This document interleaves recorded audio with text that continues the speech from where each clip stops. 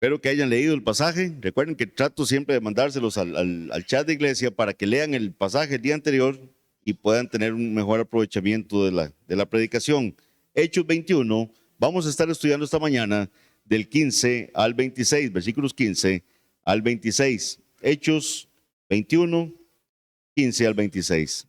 Leamos el texto y, como les digo siempre, también manténganlo abierto para que vayamos constantemente a él. Hechos 21, 15 al 26. Cuando dice aquí después de estos días, recuerden que él estaba, ¿verdad? En la casa de Felipe el evangelista, ¿verdad? Lo habían tratado de convencer. Agabo llega y le dice, ¿verdad? Lo que le espera en Jerusalén, pero vean lo que dice el 14, y como no le pudimos persuadir, desistimos diciendo, hágase la voluntad del Señor. En eso quedamos la semana pasada. Leemos del 15 al 26. Después de esos días, hechos ya los preparativos, subimos a Jerusalén.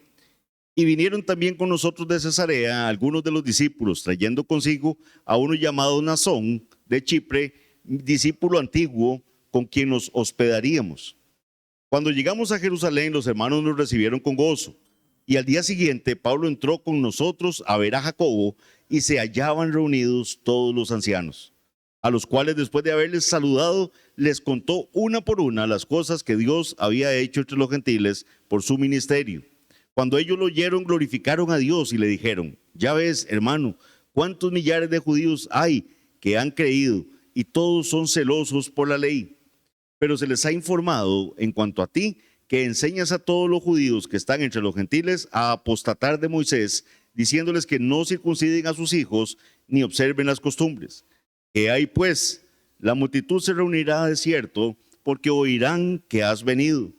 Haz pues esto que te decimos. Hay entre nosotros 4 hombres que tienen obligación de cumplir voto. Tómalos contigo, purifícate con ellos y paga sus gastos para que se rasuren la cabeza. Y todos comprenderán que no hay nada de lo que se les informó acerca de ti, sino que tú también andas ordenadamente guardando la ley.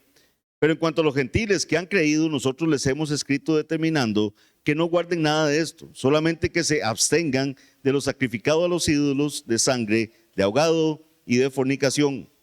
Entonces Pablo tomó consigo a aquellos hombres y al día siguiente, habiéndose purificado con ellos, entró en el templo para anunciar el cumplimiento de los días de la purificación, cuando había de presentarse la ofrenda por cada uno de ellos. Sé que algunos, ¿verdad?, se quedaron pensando en este texto, ¿verdad? ¿Qué vamos a predicar acerca de esto, ¿verdad? Pero gracias a Dios, el poder estudiar un libro completo nos permite analizar versículo por versículo todo lo que está en este texto bíblico. Así que vamos a clamar de verdad al Señor que tenga misericordia de nosotros y sea el Espíritu Santo tomando este pasaje y enseñándonos esta mañana lo que Él tiene a bien. También es importante que nos quede claro este pasaje para poder comprender lo que viene en la predicación del próximo domingo y las siguientes predicaciones, entender qué está pasando acá. Versículo 15 dice, después de esos días, hechos ya los preparativos, subimos a Jerusalén. Entonces ya vemos que ya el viaje está terminando. Recuerden que el objetivo es llegar a Jerusalén, ¿verdad? Llegar a Jerusalén, ¿por qué? Porque Pablo lleva esa ofrenda que se ha estado recogiendo por parte de las iglesias para destinarla a los hermanos en la iglesia de Jerusalén. Ya pasaron varios días en Cesarea, en casa de Felipe el evangelista. Pablo y sus compañeros parten para Jerusalén. Debió ser un grupo considerable el que hacía este viaje, incluyendo a Pablo y Lucas, los delegados de las iglesias, ¿verdad? También para ayudar en la colecta, y algunos cristianos de Cesarea. Aunque les habían dicho repetidamente que Pablo sería lastimado y arrestado en Jerusalén, sus compañeros de viaje van con él. Vean qué interesante esto. Ciertamente ellos no habían podido persuadir a Pablo de que desistiera, ¿verdad? De ir a Jerusalén, de que ahí le iban a hacer daño. Ya Pablo sabía que le iban a hacer daño, pero sus compañeros podían haber dicho, hey, el jupón es Pablo, ya le dijimos que lo van a dañar, hey, que lleve el daño él. No, pero vea, ellos van con Pablo, ellos lo acompañan, ellos no lo abandonan a sabiendas de que le esperan peligros a Pablo en Jerusalén y que muy probablemente no solamente Pablo iba a salir lastimado, sino también ellos. Pero ellos también valientemente van hacia Jerusalén.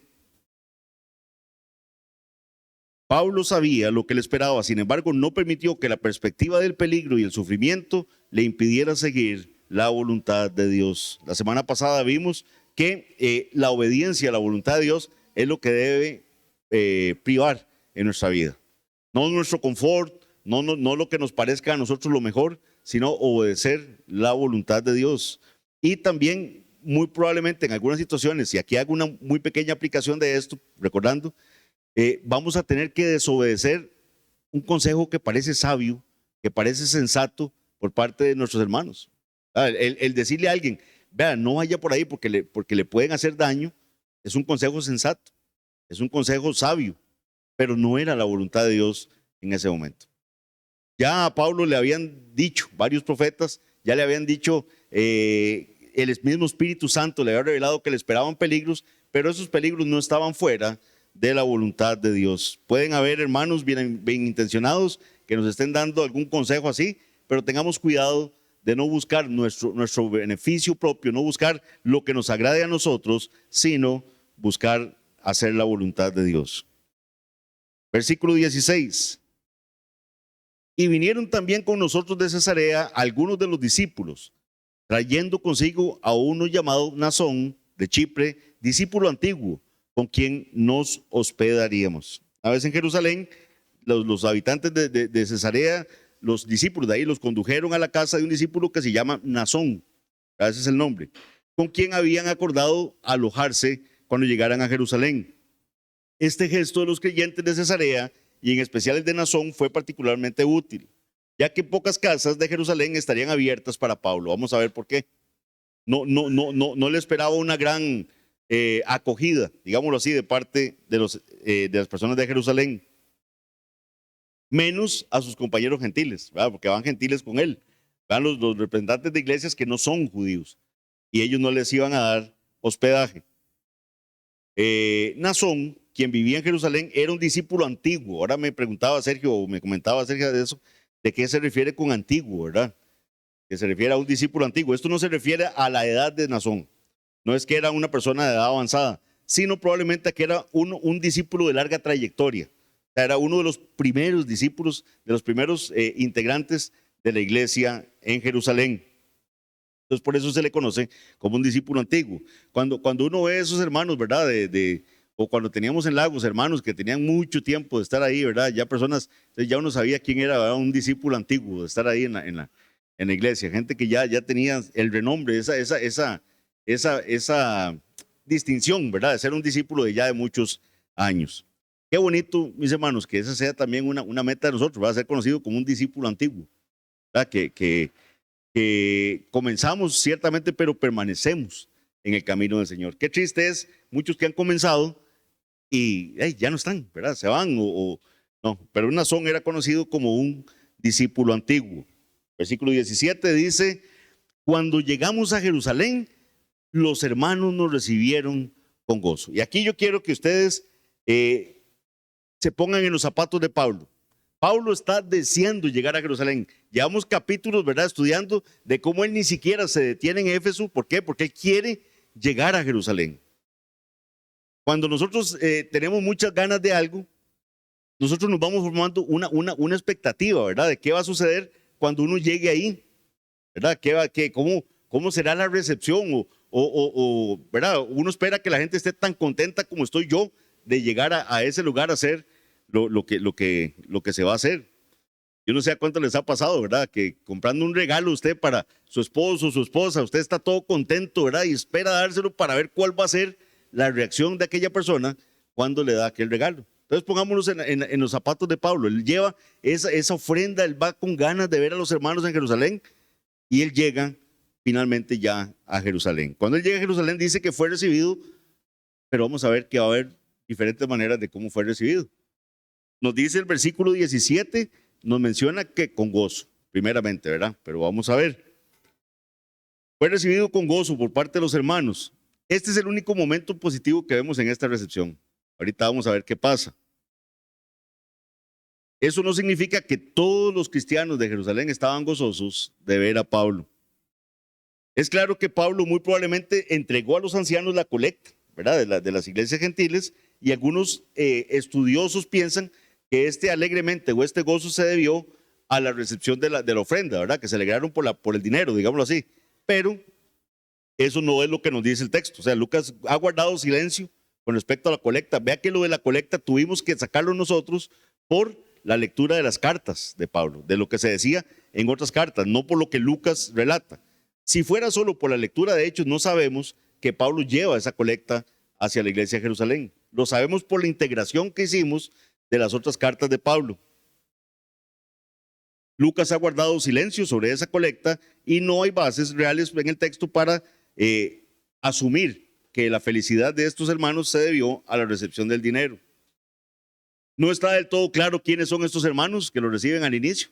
Vean que en el versículo 17 dice, cuando llegamos a Jerusalén, los hermanos nos recibieron con gozo, pero no sabemos quiénes son. No sabemos quiénes son estos hermanos. Pueden ser unos compañeros de Nazón, ¿verdad? Que estaban ahí en el alojamiento, pueden ser hermanos de la iglesia, no lo sabemos. Pero ¿qué fue lo que alegró a estos judíos? ¿Por qué se alegraron tanto de ellos? ¿Fue el dinero, como dirían algunos de los comentaristas? No, personalmente no creo que fuera eso. De ser así, su agradecimiento, vamos a ver que duró muy poco. Ni siquiera consta que agradecieran a Pablo por todos sus esfuerzos, ni a sus amigos gentiles por su generosidad. No nos dice nada de eso el texto. Y aquí viene, mis hermanos, donde se empieza a poner difícil la lectura de hoy. Dice el versículo 18, y al día siguiente, o sea, ya Pablo ya llegó a Jerusalén, ya se hizo, ¿verdad?, ahí una reunión con hermanos, y al día siguiente dice, Pablo entró con nosotros a ver a Jacobo.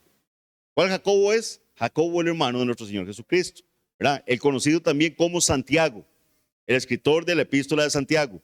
Era anciano en la iglesia de Jerusalén. ¿Se acuerdan que cuando se dio la controversia con la iglesia de Antioquía, los hermanos de Antioquía mandan a Pablo y a Bernabé para que vayan y expongan el tema ante Santiago, ante Jacobo y los hermanos de la iglesia en Jerusalén? ¿Por qué? Porque eran hombres de la iglesia de Jerusalén los que estaban haciendo el alboroto de tratar de exigir la circuncisión a los gentiles. Espero que todo eso lo mantengan, ¿verdad?, fresquito en la memoria. Versículo 18 dice, y al día siguiente Pablo entró con nosotros a ver a Jacobo y se hallaban reunidos todos los ancianos. No todos vamos a ver que están contentos con la presencia de Pablo. Algunos tenían reservas que se manifestaron rápidamente al día siguiente cuando Pablo y sus compañeros de viaje se presentaron ante los ancianos de la iglesia de Jerusalén. Tenemos aquí pluralidad de ancianos ya. Hay varios ancianos de la iglesia en Jerusalén. No se menciona ninguno de los apóstoles. Vean qué interesante. No está ahí ninguno de los apóstoles. Nada más se nos dice que está Santiago y que están los ancianos. Si hubieran habido apóstoles en ese momento en Jerusalén, difícilmente se hubieran pasado por alto en este pasaje. Por lo que suponemos que la mayoría o ya había fallecido o se encontraban fuera de la ciudad para este momento. El liderazgo de la congregación está ahora en manos de un grupo de ancianos, estando Santiago como uno de ellos. O sea, Jacobo es uno de los ancianos de la iglesia de Jerusalén. Santiago, les digo, el hermano de Jesús, ¿verdad? Muchos de los ancianos y miembros de la congregación quizás ya también habían leído hasta la carta que ya Santiago para ese momento ya la había hecho, ya la había dirigido. Entonces probablemente ya hasta habían leído esta epístola que está en el Nuevo Testamento. Esta fue una reunión histórica. Los ancianos de la iglesia de Jerusalén se encontraron cara a cara con creyentes gentiles. Vean que aquí tenemos, hasta el momento, la iglesia de Jerusalén está formada por judíos que han creído en Cristo. Y aquí Pablo en su comitiva trae gentiles, ya, creyentes que han creído en Jesucristo y no son de origen judío. Y ese es fruto de la labor de la predicación del evangelio por parte de Pablo en tierras lejanas. Pero Pablo probablemente tampoco conocía ya a más de uno de los que estaban ahí en la iglesia de Jerusalén, que para ese entonces ya contaba con miles de personas. Vean lo que eso lo dice el versículo 20, como lo vamos a ver, cuando dice que cuántos millares de judíos hay que han creído. Versículo 19. A los cuales, dice, después de haberles saludado a los ancianos, les contó una por una las cosas que Dios había hecho entre los gentiles por su ministerio. Viene Pablo y les cuenta una por una. Ya en una ocasión anterior, durante la controversia de la circuncisión, cuando Pablo presentó un informe sobre la exitosa misión a los gentiles, lo que había reinado era el silencio. Si ustedes recuerdan, cuando estudiamos el capítulo 15, dice que el 15:12 dice, entonces toda la multitud cayó. Cuando Pablo les estaba contando lo que el Señor estaba haciendo entre los gentiles, la reacción de aquel momento de la iglesia fue quedarse callados. Cayó, dice, y oyeron a Bernabé y a Pablo que contaban cuán grandes señales y maravillas había hecho Dios por medio de ellos entre los gentiles. Al decir aquí el versículo 19, que Pablo les contó una por una las cosas que Dios había hecho entre los gentiles por su ministerio, significa que Pablo les contó con precisión cada uno de los acontecimientos ocurridos desde su última visita a Jerusalén. O sea, los puso al día, pero en una forma muy detallada. Como siempre, Pablo, vean a quién atribuye la gloria. Él dice, versículo 19, a los cuales después de haberles saludado les contó una por una las cosas que Dios había hecho entre los gentiles por su ministerio. ¿Quién actuaba? Dios. Pablo ciertamente era el enviado al ministerio a predicar el evangelio, pero quien hacía la obra o quien estaba haciendo la obra entre los gentiles era Dios. Y eso es algo también, aquí hago una muy breve aplicación.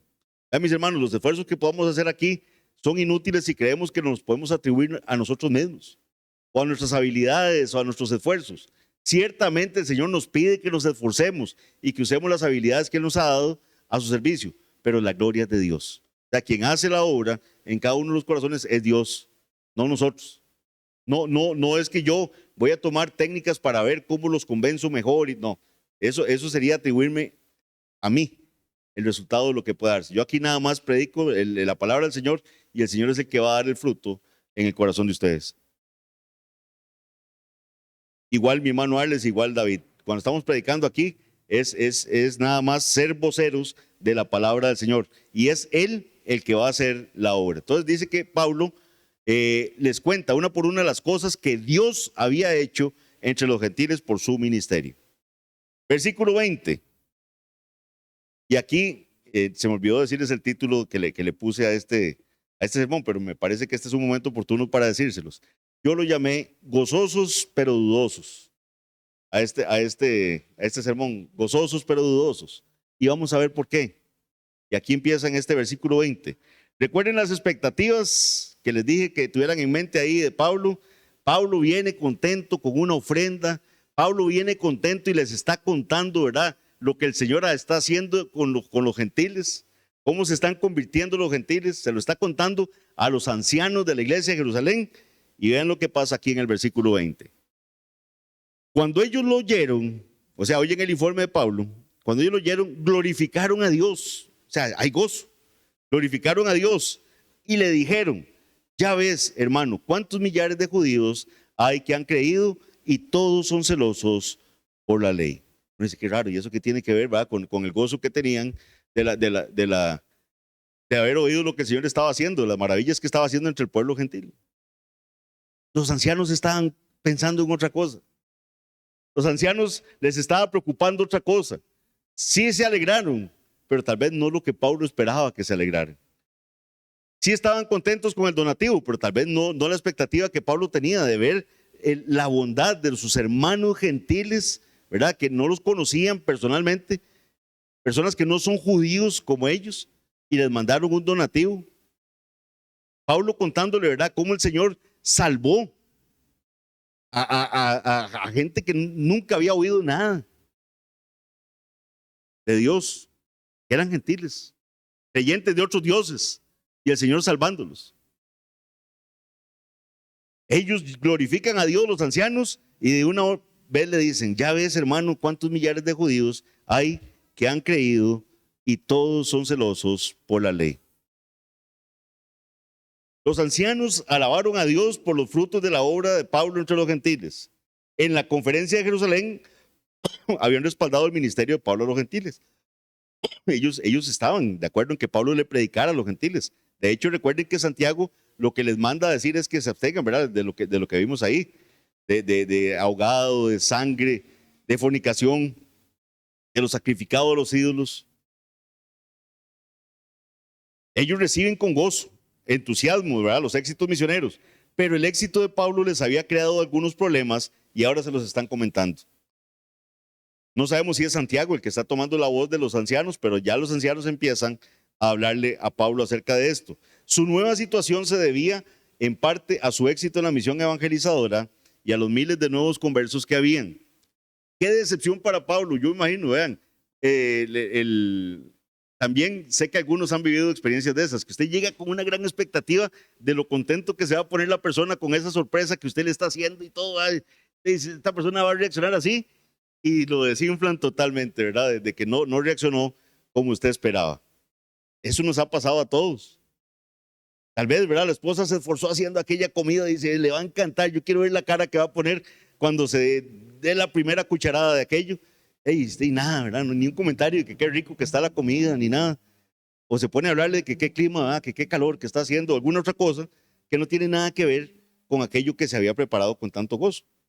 Y aquí lo que yo veo del pasaje es que Pablo, al estarle diciendo con detalle a los ancianos lo que está pasando, es que a él le importa mucho. O sea, para Pablo es algo muy importante y le está contando con detalles todo lo que el Señor ha hecho entre el pueblo y los gentiles. Y los ancianos nada más es como decir, ay, qué dicha, qué bendición.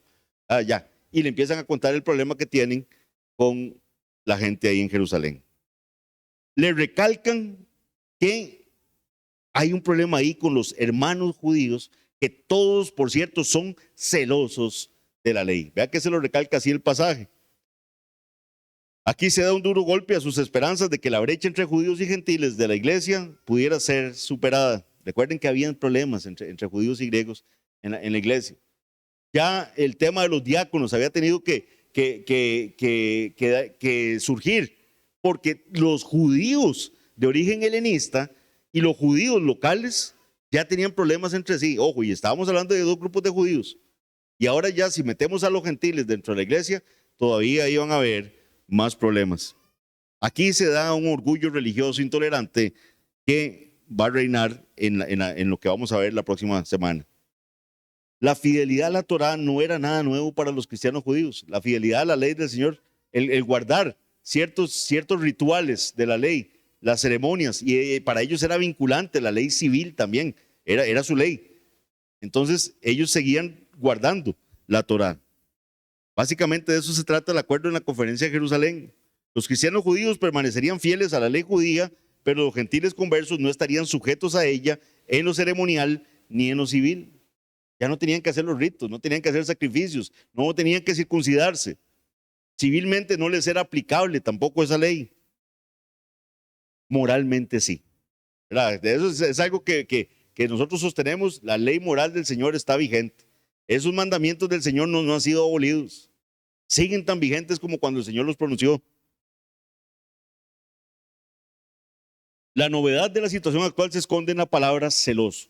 Celoso, ellos son celosos de la ley de Dios. La llegada de Pablo a Jerusalén probablemente tuvo lugar entre el 56 y el 57 después de Cristo, según cálculos que se hacen. Ahí estaba Félix como procurador, por eso más adelante también lo vamos a ver. Josefo, un historiador, describió este periodo como una época de intenso nacionalismo judío. Estaba ese nacionalismo en lo más y mejor. Ellos estaban sintiendo, ¿verdad?, que agruparse más en la cobija del judaísmo. Había aumentado el odio judío hacia Roma y habían fuertes sentimientos antigentiles. La amistad con los extranjeros se veía con recelo. Y considerando la opinión pública, la misión de Pablo a los gentiles no habría sido bien recibida por parte de los de Jerusalén. Los ancianos de Jerusalén tenían un problema entre manos. Por un lado, habían apoyado el testimonio de Pablo a los gentiles durante la reunión de Jerusalén. Ahora, algunos consideraban a Pablo una persona no grata y su misión estaba desacreditada. No querían rechazar a Pablo. De hecho, alababan a Dios por los éxitos que él estaba teniendo con los gentiles. Aún así, tenían que considerar su propia misión con los judíos. Los ancianos estaban especialmente preocupados de que la presencia de Pablo en la ciudad causara división, causara disturbios entre los millares de judíos celosos por la ley. Vean que eso es lo que le recalcan los ancianos.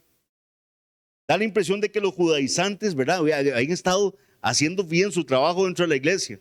¿verdad? Estar reforzando los temas de la ley, que más adelante vamos a ver los problemas que trae a la iglesia del Señor. Apenas Pablo termina su informe, los ancianos sacan a relucir los rumores que circulaban sobre los cristianos judíos. Lamentablemente el hecho de que un rumor no tenga fundamento no impide que se propague rapidísimo, ¿verdad? Y esa es una pequeña aplicación que también quiero hacer. Vean que los rumores que se estaban dando ahí eran los que nos dicen en el versículo 21. Dice el 20, cuando ellos lo oyeron, glorificaron a Dios. Oyen el informe detallado de Pablo, glorifican a Dios y le dicen, ya ves, hermano, cuántos millares de judíos hay que han creído y todos son celosos por la ley. Pero se les ha informado, ojo, y aquí está el rumor, se les ha informado en cuanto a ti que enseñas a todos los judíos que están entre los gentiles a apostatar de Moisés, diciéndoles que no circunciden a sus hijos ni observen las costumbres. Entonces el rumor es que Pablo, cuando anda predicando por todos estos países en los que andaba, que recordemos que hay judíos en estos países. ¿Se acuerdan? Que cada vez que llegaba Pablo a un país de estos, ¿qué era lo primero que hacía? Buscaba la sinagoga. Buscaba la sinagoga donde se reunían los judíos de esa localidad para empezar a predicarles a los judíos de eso. Unos se convertían, ¿se acuerdan? Unos se convertían, pero otros se convertían en enemigos de Pablo y querían hacerle la vida imposible, procuraban su mal, hacían alborotos. ¿Se acuerdan que empezaban a reunir gente para hacer alborotos, para que los llevaran preso? Entonces muchos de ellos generaron ese tipo de rumores que llegaron a Jerusalén y empezaban a decir que Pablo lo que estaba haciendo era convenciendo a los judíos que estaban en la diáspora, que así se conoce, que están dispersados, a que apostataran de Moisés, a que dejaran las costumbres judías. Eso es que esa era la misión que andaba haciendo Pablo. Una pequeñita aplicación aquí nada más. Vean que eso es un rumor y es falso. Pablo no estaba diciendo eso. Pablo no les estaba predicando eso a los judíos. Pero el rumor llegó. Y ya cuando Pablo llega a Jerusalén, el daño está hecho. Ya ese rumor que habían gestado esos judíos de allá había corrido, ¿verdad? Por familiares o por lo que sea, había llegado hasta Jerusalén y ya la gente de la iglesia de Jerusalén tenía un mal sentimiento respecto a Pablo. Porque ellos veían mal que Pablo estuviera gentilizando, por así decir, a los judíos. Él estaba procurando que apostataran de Moisés y que no guardaran las costumbres. Entonces, mis hermanos, vean que también aquí apliquemos esto a nuestras vidas.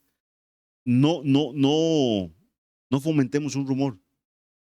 Si usted ha oído algo, asegúrese yendo a la fuente de dónde se está provocando eso o a quién está afectando eso, pero no propague un rumor. O sea, un rumor, el hecho de que no sea cierto no significa que no vaya a generar daño.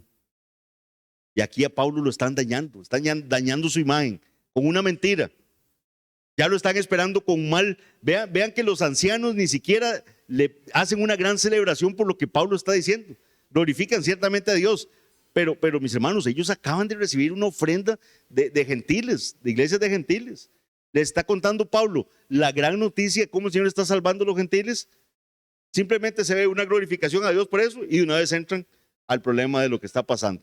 De que tenemos aquí un montón de hermanos judíos, miles ya, dice, de judíos que han creído y son celosos de la ley. Y una vez les dice, ellos son celosos de la ley. Es lo que le dicen a Pablo. Versículo 21. Leemos nuevamente. Perdón que lo lleve tanto, pero es que así vamos entendiendo mejor el texto. Pero se les ha informado en cuanto a ti. Bueno, leamos el 20 para entenderlo mejor. Cuando ellos lo oyeron, glorificaron a Dios y le dijeron, ya ves, hermano, cuántos millares de judíos hay que han creído y todos son celosos por la ley. Pero se les ha informado en cuanto a ti. No sabemos quiénes les han informado, pero ya les llegó. Se les ha informado en cuanto a ti que enseñas a todos los judíos que están entre los gentiles a apostatar de Moisés, diciéndoles que no circunciden a sus hijos ni observen las costumbres. Los judíos de la dispersión fueron probablemente quienes difundieron esto entre los cristianos de Jerusalén. Recordemos que estos hombres de la circuncisión acosaban a Pablo y obstaculizaban su obra en todas las predicaciones que vimos, ¿verdad? Como algunos lograron hacer tal alboroto que pusieron en peligro la vida de Pablo, muchas veces en peligro la vida también de los acompañantes de Pablo. Cuanto más hablaba de la doctrina de la salvación por gracia, más falsamente lo acusaban de decirles a los judíos de la diáspora que abandonaran a Moisés. Eso no es lo que Pablo les estaba diciendo. El rumor que difundieron fue que animaba a los judíos a abandonar la ley de Moisés y a la práctica de la circuncisión de sus hijos. Recuerden que de esto mismo acusan a Jesús, de que él predica contra el templo, ¿se acuerdan? Que a Jesús lo acusan de que él está predicando contra el templo y que lo va a derribar y a Esteban también cuando después de que predica, ¿qué es lo que dice? Que es un alborotador que está provocando, que está predicando contra el templo, que está predicando contra Moisés y en contra de las costumbres de los judíos. Es la misma acusación y ahora se la están haciendo a Pablo. Los judíos de Jerusalén habían sido bien informados de las mentiras que los ancianos de la iglesia de Jerusalén ahora le revelan a Pablo. Estas eran acusaciones graves, pues estos asuntos afectan la esencia misma de la identidad judía como pueblo de Dios. La Torá, o sea, la ley, ¿verdad? En particular, en sus aspectos ceremoniales, los diferenciaba del resto de las personas. Solo ellos tenían esas ceremonias, ¿verdad? Entonces, el hablarles de eso, en contra de eso, era tocar su esencia judía. La circuncisión en particular era una marca física hecha en la carne de cada varón judío al octavo día de vida para iniciar su pertenencia al pueblo del pacto de Dios. Ciertamente Pablo se opuso rotundamente a la circuncisión de los discípulos gentiles. O sea, es claro que Pablo dijo, no tienen por qué circuncidarse los gentiles. Eso sí lo tenemos claro. Pero no hay evidencia de que alguna vez animara a los cristianos judíos a abandonar esa práctica. O sea, no hay ninguna prédica que Pablo le diga a judíos, vea, ya dejen de circuncidar a sus niños, ya no es necesario. O sea, los judíos seguían practicando sus rituales judíos, digámoslo así. Es más, tenemos más bien una evidencia de Pablo, como ya lo estudiamos en Hechos 16, de que él lleva a Timoteo, ¿verdad? Él lo que dice es en 16:3, porque quiso Pablo que o sea, Timoteo, fuese con él y tomándole le circuncidó por causa de los judíos que había en aquellos lugares, porque todos sabían que su padre era griego. Entonces, Timoteo era un judío, pero no era circuncidado. Entonces, más bien, para que fuera acepto el mensaje entre los judíos, lleva a Timoteo para que se circuncide. Pero Timoteo es judío, Timoteo no es gentil, es de madre judía. Su padre era griego. Entonces, eso es importante. En 1 Corintios 7:18, ¿qué dice Pablo? ¿Fue llamado alguno siendo circunciso? Ese circunciso. ¿Fue llamado alguno siendo incircunciso? No se circuncide. Lo mismo puede decirse de la actitud de Pablo hacia la ley en general. Él rechazó totalmente la suposición de que la ley pudiera ser un medio de salvación. O sea, claramente en las cartas de Pablo vemos que la ley no puede salvar a nadie. O sea, nadie va a salvarse cumpliendo la ley. Porque no podemos cumplir la ley. El único que logró eso es Jesucristo. El único que cumplió la ley en su totalidad, que vivió una vida sin pecado, en total obediencia, es Cristo. Y es por eso que son sus justicias las que nos son imputadas a nosotros. Nosotros solo tenemos fe. Nosotros es una mano vacía que recibe ese regalo por gracia, que es la salvación. Es ese regalo que costó un precio altísimo, la sangre de Cristo, donde Él recibe el pago de nuestro pecado, pero también cumplió la ley en favor nuestro. Entonces, ese es el único que ha podido cumplir la ley. Pablo se opuso rotundamente a cualquiera que intentara imponer la Torá a los convertidos gentiles y eso estaba muy dentro del espíritu de lo que pasó en Jerusalén cuando llegaron a tener la conferencia producto de lo que estaban diciendo los judaizantes en la iglesia de Antioquía. Pero no hay evidencia de que instara a los cristianos judíos a abandonar su ley ancestral y los hechos indicarían que él mismo se mantuvo fiel a la Torá en su propio trato con los judíos. Recuerden cuando estudiamos Hechos 18. ¿Qué pasó en Hechos 18:18? Leo para ustedes. Mas Pablo, habiéndose detenido aún muchos días allí, después se despidió de los hermanos y navegó a Siria, y con él Priscila y Aquila, y habiéndose rapado la cabeza en Cencrea, porque tenía hecho voto. ¿Se acuerdan? Entonces, Pablo mismo todavía tenía apego a ciertos rituales, digámoslo así, de esa ley bendita. Era judío, era su esencia. Él practicó ese voto y se rapó la cabeza porque ya había llegado al final de ese voto. Hechos 26, también lo vimos, dice: y nosotros, pasados los días de los panes sin levadura, navegamos de Filipos y en 5 días nos reunimos con ellos en Troas, donde nos quedamos 7 días. Entonces, vean que Pablo todavía tenía en cuenta esas fiestas, esas festividades judías. Sabemos sin lugar a dudas que Pablo consideraba que la condición de uno en Cristo superaba la distinción entre gentiles y judíos. Él lo va a decir claro ya en las cartas: ya no hay judío ni griego. Gálatas 3, 28, 29. Ya no hay judío ni griego, no hay esclavo ni libre, no hay varón ni mujer, porque todos vosotros sois uno en Cristo Jesús. Y si vosotros sois de Cristo, ciertamente linaje de Abraham sois y herederos según la promesa. Estar en Cristo no requería que el gentil se convirtiera en judío, ni que el judío se convirtiera en gentil. Recuerdo una vez que había un predicador a judíos, ¿verdad? Él se había entrenado un misionero para hablarle a los judíos, pero lamentablemente cayó en prácticas que la Biblia no lo estaba llamando a eso. Entonces, por ejemplo, él llegaba y le hablaba a un judío, el judío empezó a creer, ¿verdad? A entender quién es Jesucristo y todo, y entonces ya él pretendía darle que comieran cerdo, por ejemplo, y que hicieran muchas cosas que ellos se han abstenido por llevar su judaísmo. Eso no es lo que nos llamó el Señor. Pablo no hizo eso en la Biblia. Él no estaba judaizando a los gentiles ni gentilizando a los judíos. Pablo no había instado a los cristianos judíos a abandonar la Torá, y no hay evidencia de que los ancianos mismos hubieran creído esas acusaciones. Aún así, tuvieron que lidiar con ellas. O sea, no se nos dice que los ancianos creyeran eso, pero para ellos sí era una preocupación grande. Sí estaba generándoles un problema. Tan es así que para ellos lo más importante que tienen que conversar con Pablo en este momento es eso. Sí, qué bonito, mira, que los gentiles se están convirtiendo, qué dicha, qué bonito la ofrenda, gracias a Dios, qué bueno, pero tenemos este problema. La presencia de Pablo pronto sería conocida en toda la comunidad cristiana judía. Algo debía hacerse para disipar los rumores de que Pablo está gentilizando a los judíos, porque los cristianos judíos sí creían esas mentiras. Pablo fue considerado culpable hasta que se demostrara su inocencia. Todo lo que va en contra de verdad, del principio de inocencia. El principio de inocencia dice que a mí me deberían considerar inocente hasta que se me demuestre que soy culpable. Y aquí Pablo está a la inversa. Pablo es culpable hasta que logre demostrar que es inocente. Versículo 22. ¿Qué hay pues? Dicen los ancianos. La multitud se reunirá, es cierto, porque oirán que has venido. Es evidente que algunos de la iglesia de Jerusalén consideraban a Pablo como un alborotador. Esperaban que se dieran problemas una vez que los judíos incrédulos también, los que están fuera de la iglesia, conocieran la presencia de Pablo en Jerusalén. Pero en lugar de sugerirle que abandonara Jerusalén, los ancianos evidentemente habían ideado entre ellos una posible solución para que Pablo pudiera demostrar con su ejemplo que seguía siendo fiel a la ley judía.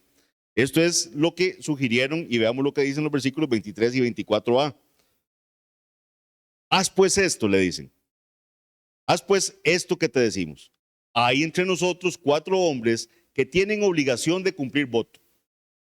Tómalos contigo, purifícate con ellos y paga sus gastos para que se rasuren la cabeza. Dejémoslo hasta ahí. Había 4 cristianos judíos, ¿verdad?, miembros de la iglesia, que habían hecho un voto nazareo, como Pablo, ¿verdad?, que era creyente, cree en Cristo, pero también hacían estos votos. Pareciera que era algo, ¿verdad?, común en la vida de ellos. No sabemos qué los motivaba o en qué consistía el voto. No nos dice nada la Biblia en cuanto al voto de Pablo, por qué lo hace o cuál es el propósito. No sabemos. Lo cierto es que sabemos que él hizo el voto en aquel momento. Ahora tenemos 4 varones en la iglesia que están en la misma condición. Hicieron voto. Habían hecho un voto nazareo temporal, una expresión bastante extrema de la piedad judía. Pero ahora no podían permitirse, no tenían lo suficiente para rescindir el voto, para terminar el voto. O sea, el terminar el voto era porque ya se cumplió, porque ya hice el voto, o porque hice un voto por un plazo determinado, pero ya llegó el tiempo en que tenían que darle fin a ese voto nazareo. El propio Pablo, como vimos, ya había hecho uno así. Los votos no forman parte del cristianismo. Ven, o sea, no es que nosotros tenemos aquí, vean mis hermanos, aquí tenemos una lista de votos que usted puede hacer, ¿verdad? Usted puede hacerse nazareo por esto, por esto. Eso ya no está dentro del cristianismo, pero estaba en la ley judía. Estaba en la ley judía. Son esencialmente de carácter judío. Rara vez los encontramos mencionados en el Nuevo Testamento y nunca se mencionan en las epístolas. El hecho de que Pablo hiciera un voto no debe interpretarse como algo recomendable para los cristianos. Hay que tener mucho cuidado con eso, ¿verdad? También hay veces gente lee estos pasajes y entonces dice, entonces nosotros también hagamos votos. No. Pablo era judío, además de cristiano, y vivió en un periodo de transición en el que la iglesia luchaba por salir del capullo del judaísmo en el que se originó. Versículo 24 leímos, ¿verdad? Recordemos que el nazareo debía dejarse crecer el cabello. Eso era, ¿verdad? No cortarse el pelo. Dejaban crecer el cabello. No podían tocar cadáveres en ese tiempo. Debían abstenerse de comer del fruto de la vid. Ya no podían tomar vino, no podían tomar nada, ni el jugo, ni probar la uva. Los 4 se acercaban al final del periodo de su voto y pronto lo completarían con la ceremonia habitual en el templo. Esto implicaba que era cortarse el cabello. Ya, entonces ahí había que pagar algo para que le cortaran el cabello, probablemente. Había que cortarse el cabello, había que quemarlo como ofrenda, lo que le sugiere que se trataba de un voto nazareo. Además, se requerían varios sacrificios costosos. ¿Cómo sabemos esto? Vean lo que dice Números 6, del 13 al 15. El día que se cumpliera el tiempo de su nazareato, vendrá a la puerta del tabernáculo de reunión y ofrecerá su ofrenda a Jehová, un cordero de 1 año sin tacha en holocausto y una cordera de 1 año sin defecto en expiación, y un carnero sin defecto por ofrenda de paz. Además, un canastillo de tortas sin levadura, de flor de harina amasada con aceite y hojaldres sin levadura untadas con aceite, y su ofrenda y sus libaciones. ¿Qué le piden a Pablo? Los ancianos, de que se una a estos 4 y que corra con los gastos de estos ritos para demostrar que era judío, aunque cristiano, pero que él sigue respetando la ley judía y que sigue respetando los rituales judíos. Ahora, lo que Pablo va a analizar aquí, mis hermanos, y es un poco el mensaje de este texto es, si esto va a calmar a esos hermanos judíos, si esto va a reconciliar a esos hermanos judíos, Pablo está dispuesto a hacerlo. O sea, si esto va a traer tranquilidad y ya se van a sentir mejor y ya se les va a terminar esa majadería de pensar de que él está en contra de la ley judía, entonces él está dispuesto a hacerlo.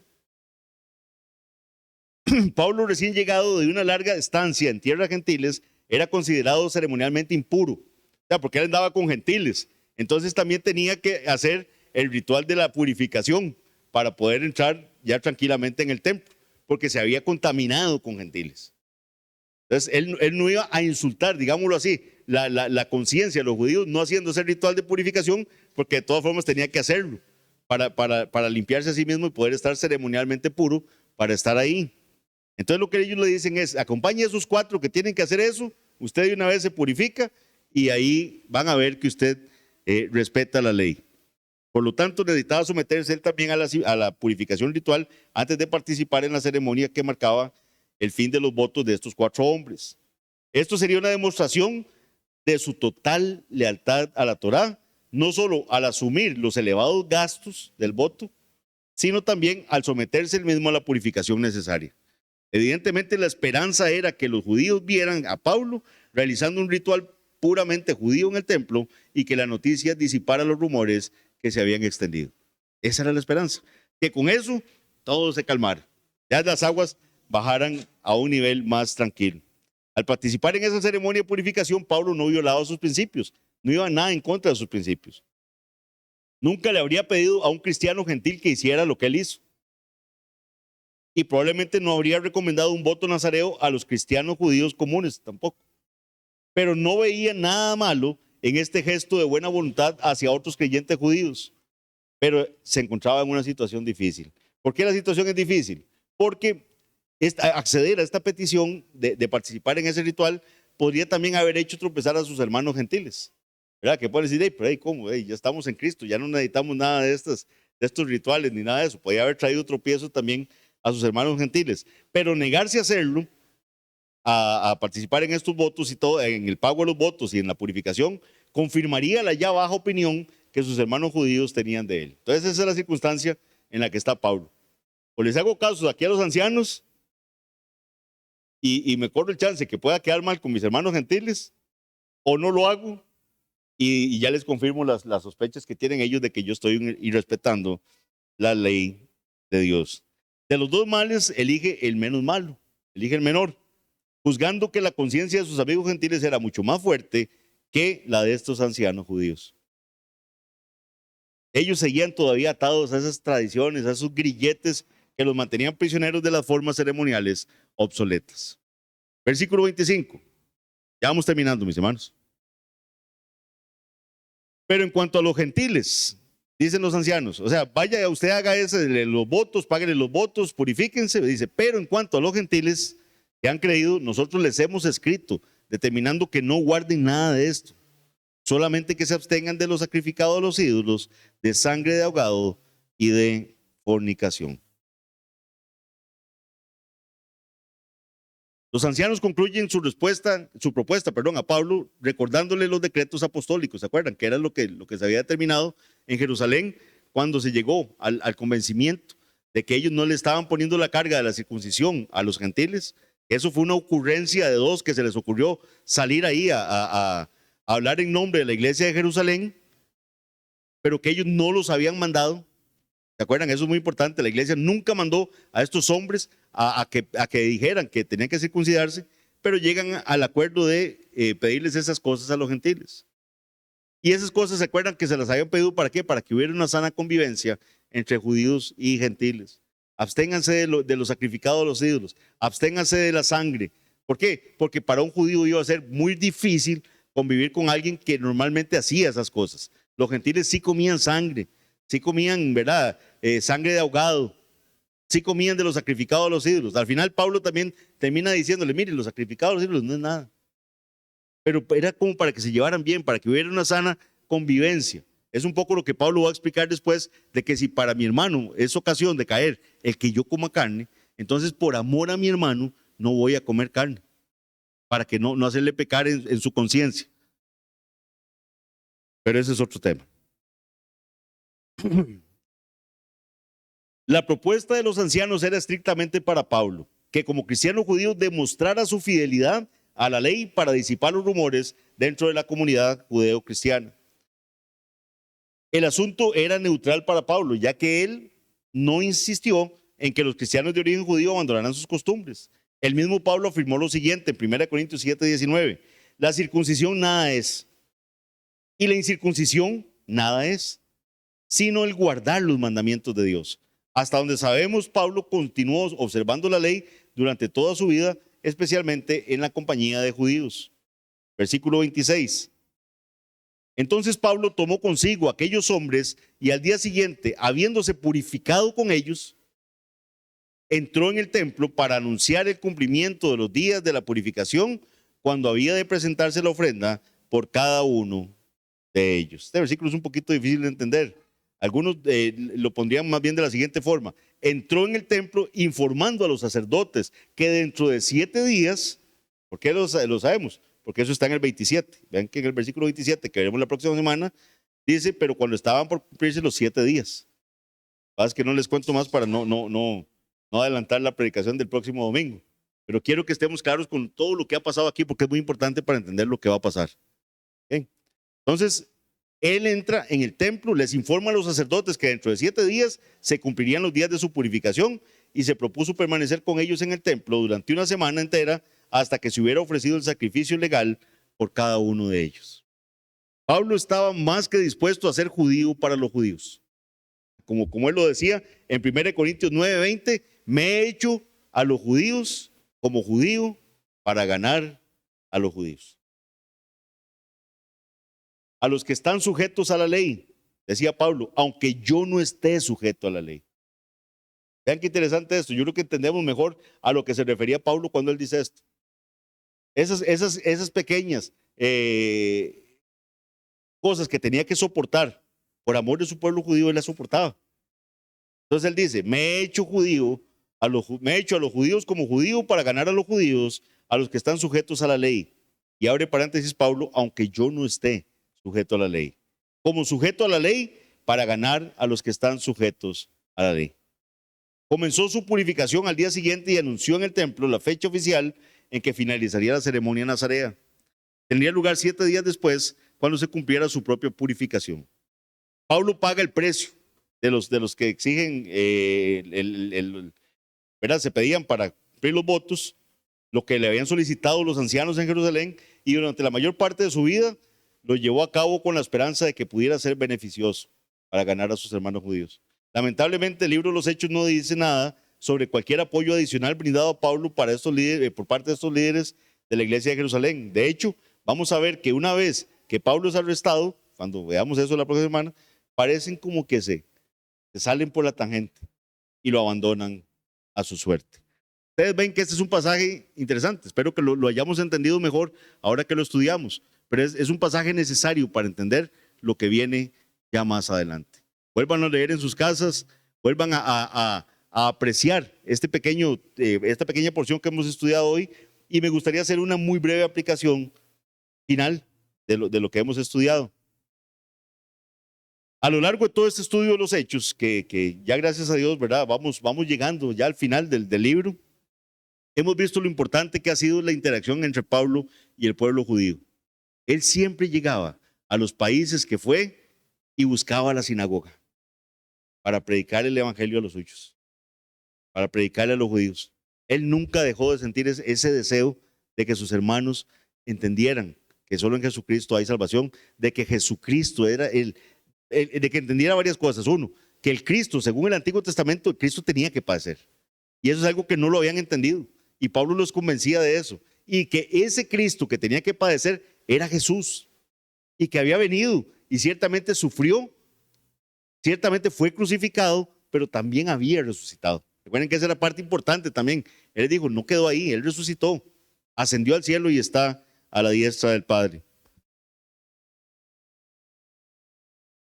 En el pasaje que estudiamos hoy vemos que aunque el apóstol estaba principalmente llamado a evangelizar a los gentiles, él nunca dejó de procurar ministrar a los judíos y de construir puentes entre el judaísmo y el cristianismo, que se llevaran bien los dos. Ha hecho de los dos un solo pueblo, ¿verdad? Esa era la insistencia de Pablo. Ya somos uno, todos estamos en la misma. Todos somos hijos de Abraham, decía él, son los hijos de la promesa.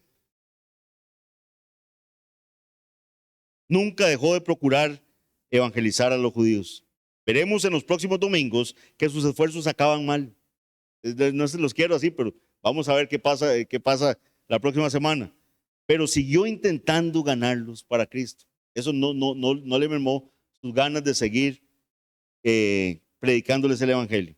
De hecho, en el último capítulo del libro vamos a ver que Pablo se esfuerza por evangelizar a los judíos de Roma.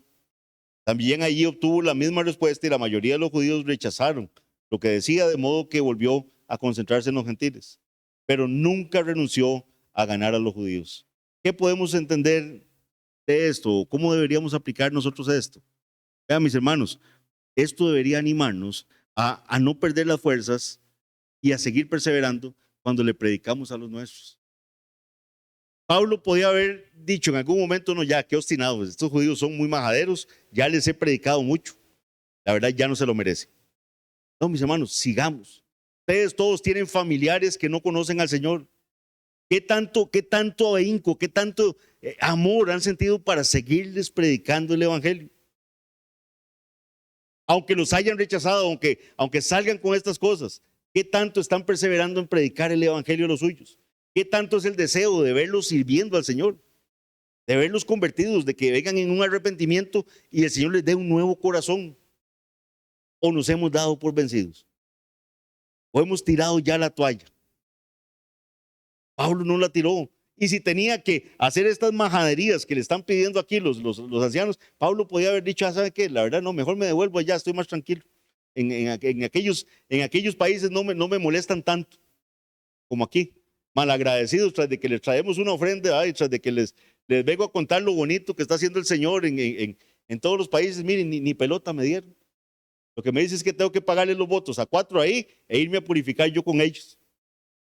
Pablo lo hace con tal de ganar a su pueblo, con tal de que haya paz dentro de la iglesia entre judíos y gentiles.